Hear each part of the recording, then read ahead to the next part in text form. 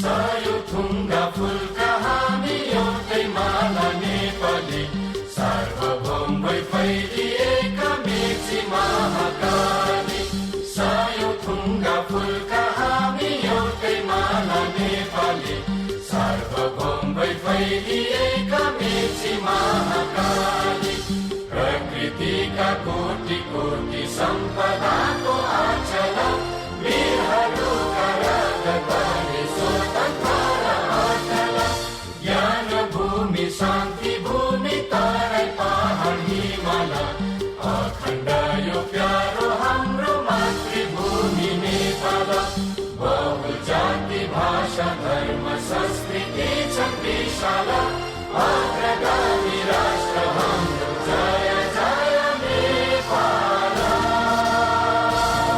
Thank you very much. Good afternoon. Of addressing this august gathering of distinguished constitutional experts of many countries of the world assembled here to participate in this international conference on dynamics of constitution making in Nepal in post-conflict scenario. I welcome you all to the international conference, and let me briefly mention about the Constituent Assembly, especially this is in the context of this conference. This is an extraordinary conference being organized in an incredibly important time for Nepal. The Constituent Assembly is in session here since the last 20 months to draft a new constitution for the Nepalese people. It is an elected sovereign house and is considered not just an inclusive house comprising of diverse representatives of modern Nepal in terms of language, culture, and ethnicity, but also of different religion, region, and political ideologies. It represents the mainstream democratic parties. It represents the United Communist Party of Nepal, Maoist, the Maoist as well, which waged a people's war leading Nepal to this situation. There are regional, ethnic, and issue-based political groups. This House is constitutionally empowered to write a constitution that not only reflects the aspiration of the people, but also provides, in the exercise of its constituent power, solutions to the problem that Nepal has been locked in over these years. While the Constituent Assembly is doing its work, this international conference is a humble attempt to provide international expertise to what we are doing here in Nepal. We consider it very important. The importance this country has attached to this process is also demonstrated in this conference by the gracious presence of Right Honorable President, Right Honorable Chairman of the Constituent Assembly, and the Minister for Federal Affairs, Parliamentary Affairs, the Constituent Assembly, and other distinguished guests. Their opening remarks and keynote speeches as to the constitution making process will definitely help us understand where we are and how we intend to go about in the future. Legal experts and human rights practitioners who have very kindly joined us in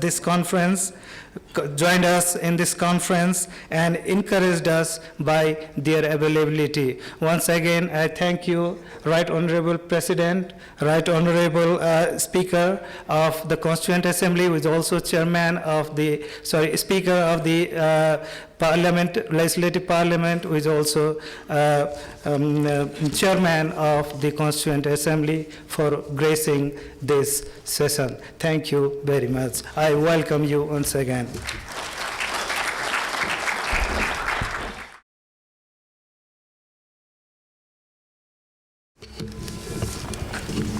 Mr. Chairperson, Right Honorable President Dr. Rambari Yadav, Right Honorable Constituent Assembly Chairman and Speaker of the Legislature Parliament, Subhash Chandra Demang, Honorable Minister Dr. Milinder Rijal,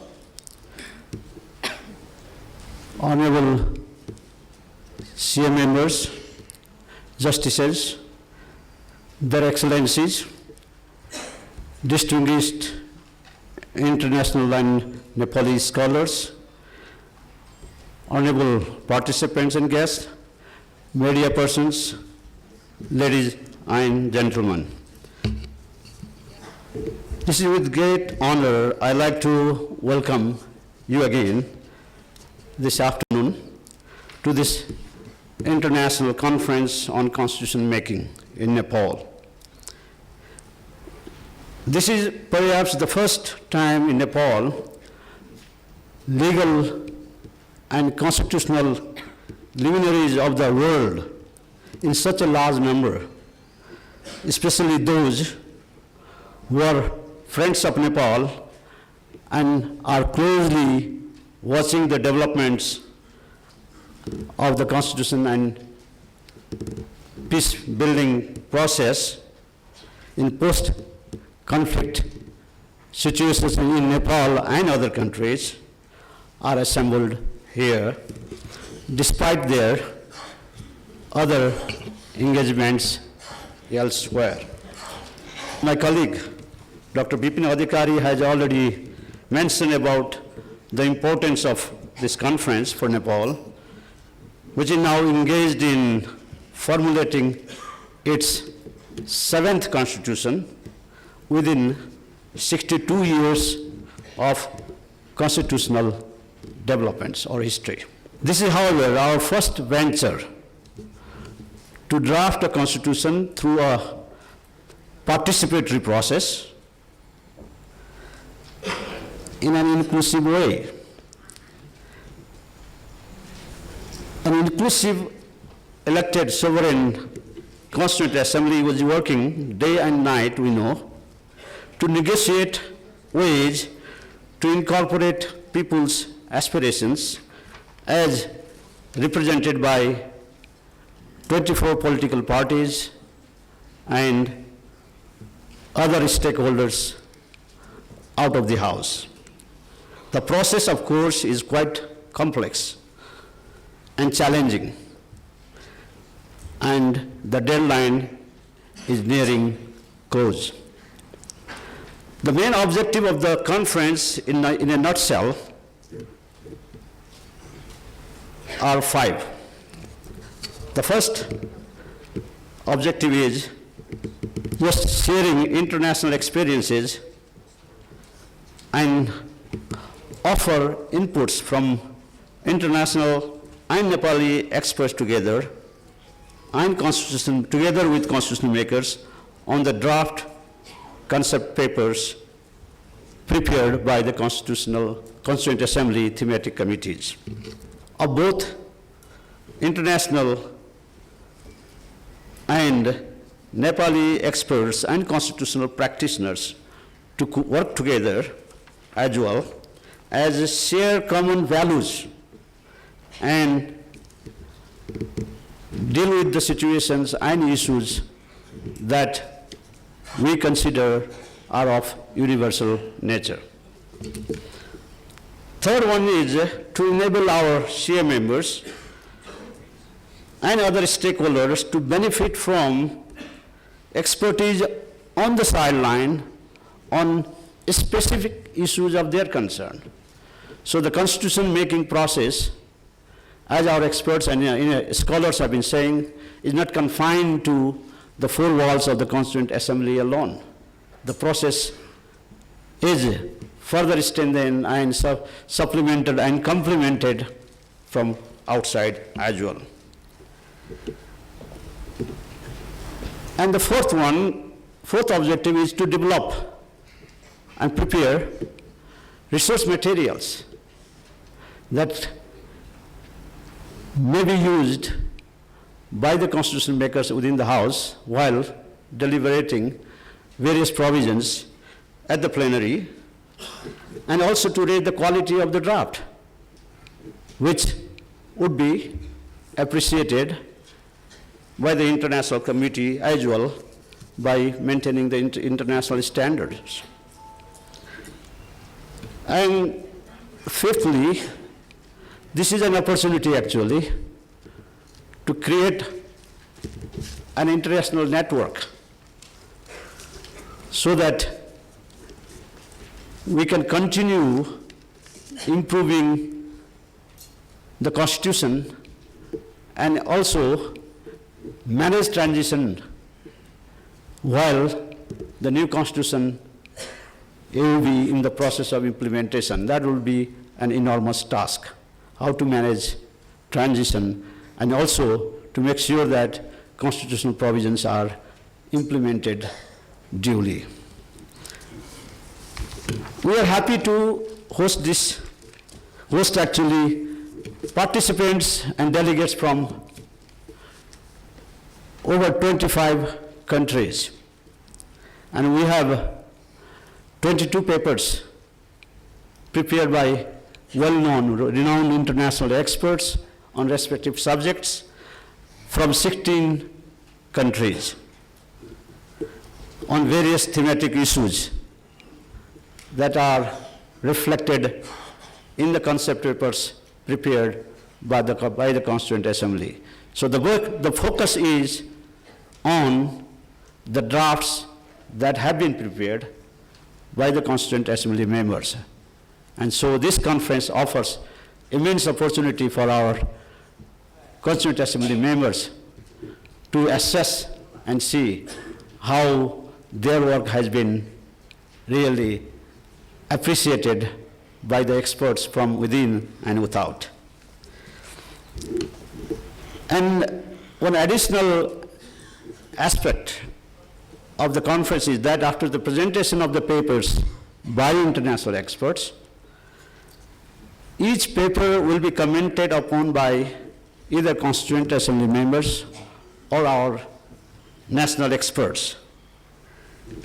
In 3-day conference, 2 days will be fully devoted to deliver it substantively on issues relevant for Nepal, including forms of government, federalism, human rights, accountability institutions, etc. Equal emphasis will be given to the challenge of managing transition, as I said earlier, and the implementation. The implementation aspect is equally challenging, and that has to be really deliberated quite in advance as to what are the technicalities that prevents or that makes a constitution fail. Constitutional experts, globally known, with experiences of sharing experience or studying or helping countries in transition. To take few names, we have here luminaries like Bob Ray from Canada, Yaskai from Kenya, Sheryl Saunders from Australia. We have friends, experts from China and India, Singapore, Taiwan, and we have in the podium we see, on the podium itself, Victor Osiatinisky, Justice from Finland, the President of the Supreme Administrative Court, and we are from Germany, Sri Lanka, and other countries. Since we have received immense support from Constituent Assembly, thanks to Right Honorable Chairperson, Chairman of the Constituent Assembly, Government of Nepal, and international friends actually who have been working here as a stakeholder and supporting the process, and civil society groups. Without their support, this conference would not have been possible. And therefore, this shows a collaborative approach and effort to ensure that we collectively, finally, eventually achieve our goal to resolve all issues that this country has been confronting and logically take to a conclusion and establish peace, democracy, and a country with the fine constitutional order. At the end, we'd like to welcome you again, especially the international experts and national experts and other participants, and hope your stay in Kathmandu will be quite, although hectic, but fruitful despite the chilly weather. Those lucky delegates who have wisely decided to bring their spouses will try to make their stay also quite pleasant and useful. And at the end, I would like to thank again you all, and especially Right Honorable President Dr. Rambaran Yadav, who had kindly agreed to open this, inaugurate this conference, and all others who are gathered here to make this event successful. Thank you very much.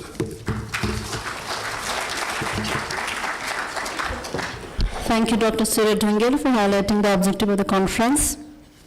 Now, Right Honorable Dr. Ramvaran Yadav, the President of Nepal, is inaugurating the conference and addressing the forum.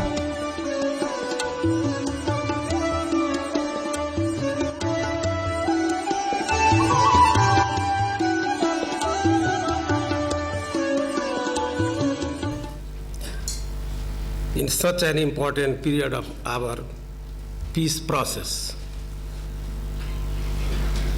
the experiences of the world have shown that constitution making for countries which has suffered trauma of armed conflicts is not an easy task, since it is a blend of technical and social processes. Consensus building on common constitutional framework needs a skill and serious commitment on the part of the actors engaged in the processes. Although Nepal has come a long way since the Comprehensive Peace Accord was signed in November 2006, the political parties have been trying their best to accomplish the task of formulating a new democratic constitution for Nepal within the stipulated time frame through an inclusive, sovereign constituent assembly of 601 members. We have full confidence in the ability and capacity of our political parties, vibrant civil society leaders, and the people to work together to produce a constitution that may be able to own.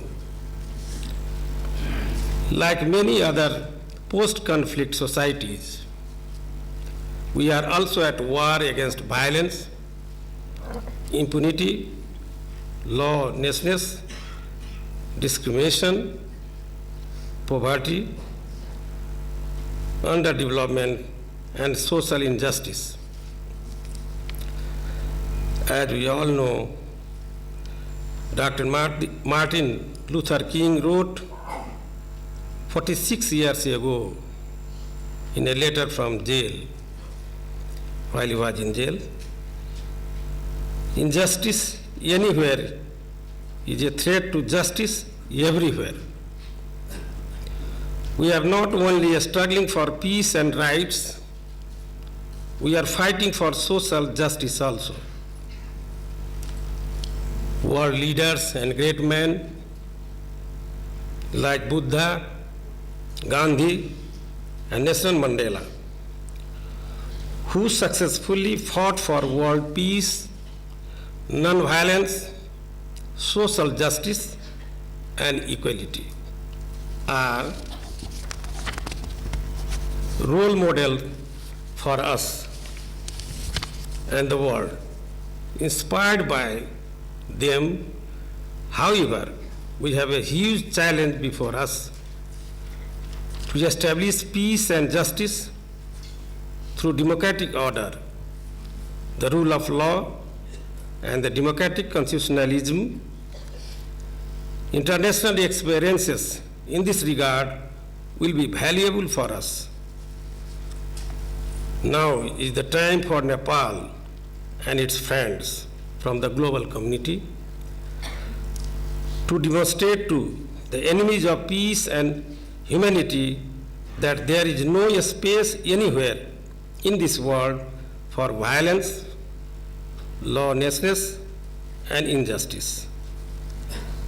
The generous gesture of this august gathering, as I have heard that experts from all over the world has come here,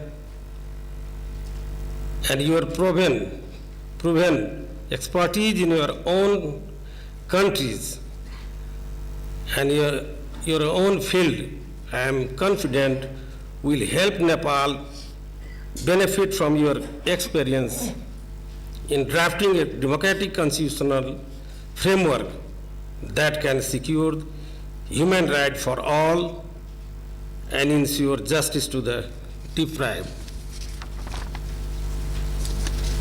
In the process of establishing peace through democratic and egalitarian constitutionalism, we do not have to make any rich poorer and weaker.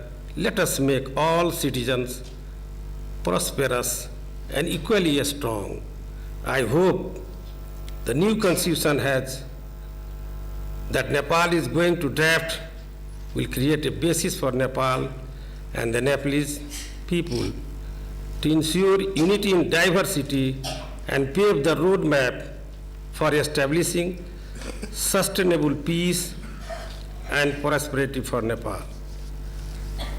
As the principle of democracy, rule of law, human rights, and social justice are universal, fundamental of constitutionalism cannot be confined to any state boundary. Institutions like independent judiciary and human rights, ombudsman, and free press are essential watchdogs to protect and strengthen constitutionalism and democratic values. A new constitution is meant not only to establish Nepal as an inclusive, secular, and federal state, but also provide clear avenues for conflict transformation, restorative justice, reconciliation, development, and efficient leadership. I hope this conference is able to achieve its objective through candid discussion of all pertinent issues. This is also the process of participative constitution making, wherein the organizer have invited many acclaimed international constitutional builders to work with our experts and share their experience. I am sure this is going to be an enlightening exercise for all of us in Nepal, especially for constitution makers and political parties. I thank you all, especially those who have traveled halfway around the world to come here to contribute to this process. I have high appreciation for all of you. I wish you all a grand success in achieving our objective. Thank you all. Jai Nepal, Dhanyavad.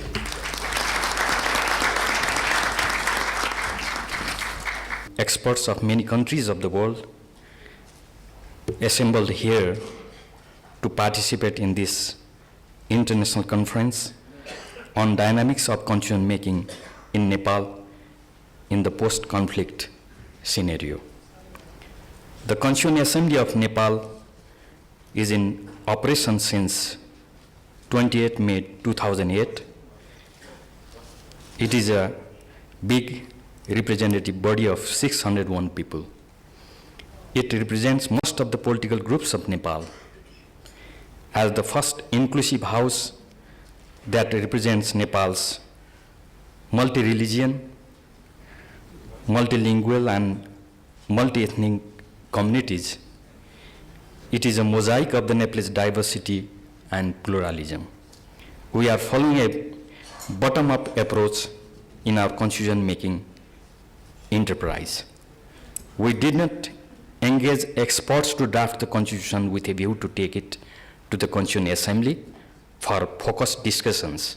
Rather, we started from the scratch and enabled the thematic committees to work on their parts of the constitution from zero onwards, and the rules of the Constituent Assembly adopted by it in early 2008. There are certain policy prescriptions made by the interim constitution as well.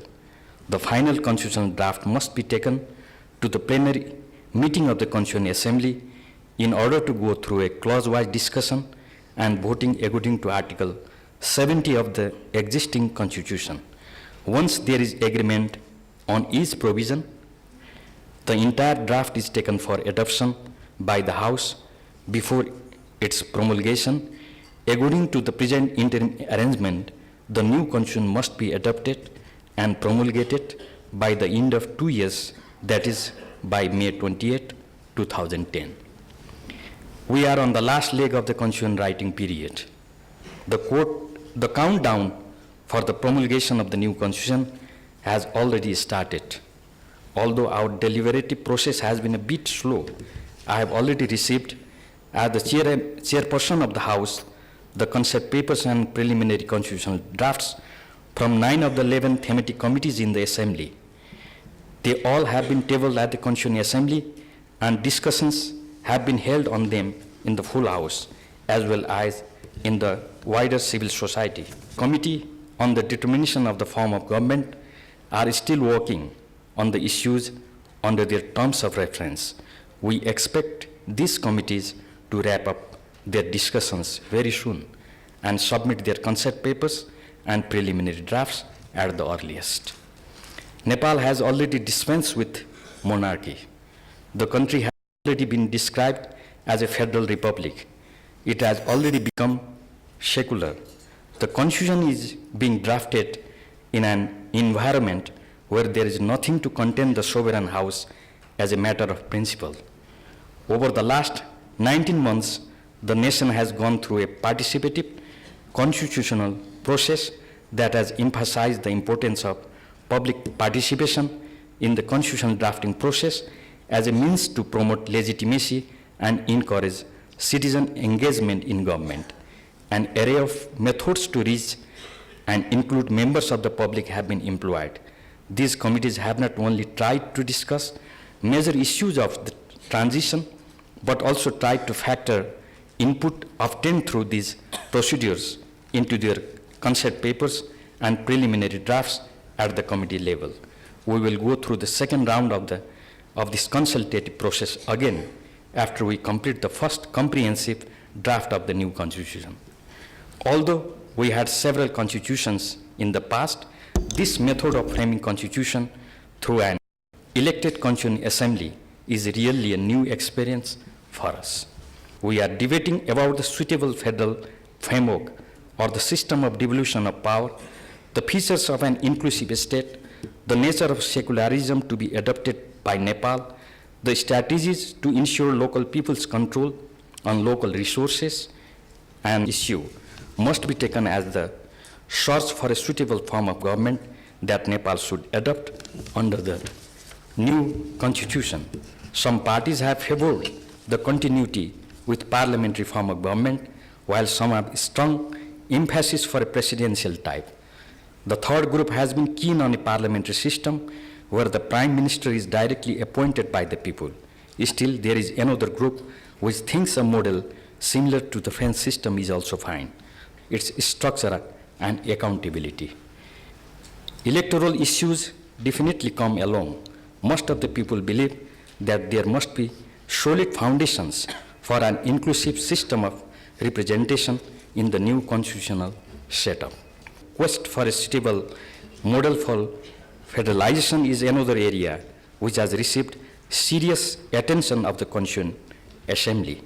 There has been much debate not just on how many provinces this country should have, but also on how the provinces should be demarcated and how the national powers shared between constituent federal units. Many people, especially the indigenous communities who have not been able to be on the national mainstream, want their right to self-determination be assured. Similarly, there are issues involving fiscal federalism or sharing of resources between the center and the provinces and among provinces in the new setup. The civil society of Nepal is still deliberating on many important features of the reports produced by the 9 thematic committees. The report of the Committee on Judicial System has been keenly studied. I can probably point out that these may entail further debate. There are important dimensions of the fundamental rights and directive principles that have been proposed by the Committee on Fundamental Rights and Directive Principles. System of separation of powers between the main organs of government and checks and balance have their importance in every system which considers liberty and freedoms as bedrock to any constitutional system.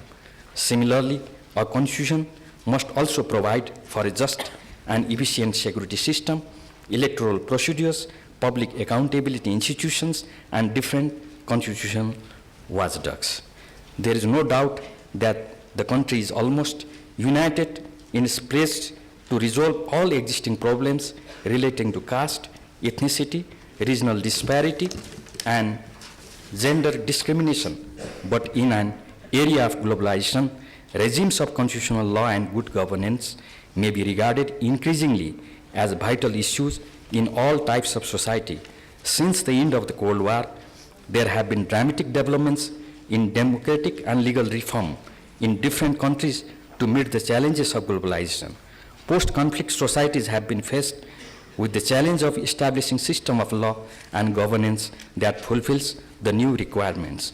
In addition, societies already firmly based on constitutional governance and the rule of law has undergone recent constitutional change and experimentation with the introduction of modified institutions and new forms of governance.